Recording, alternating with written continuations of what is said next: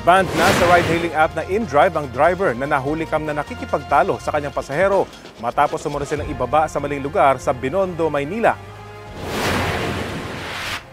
Bakit niyo po pinin? Ay, bakit po kayo nag-aano sa akin? Eh, kaya nga po may maps nga po kayo. Kaya tanong ko nga kayo sa'yo, mag, diba? Nagkamali naman kasi eh. Okay na yun.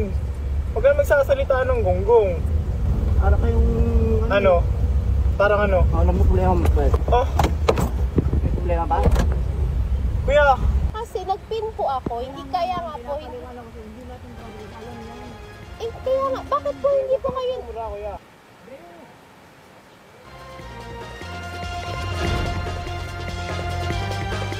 Bago pa bumaba, mainit na ang pagtatalo ng driver at mga pasahero niya tungkol sa maling pin ng destinasyon.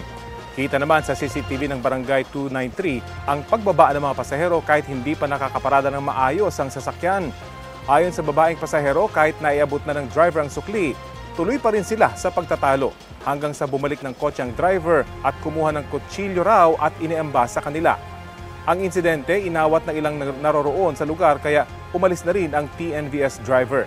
Ayon sa InDrive, hindi na sumasagot sa kanila ang driver. Banned o pinagbabawalan na nila ang driver sa kanilang platform dahil malinaw na umiiwas siya sa responsibilidad at hindi tumutulong sa investigasyon. Napagalamang ding nagmaneho sa iba pang ride-hailing app ang sangkot na driver.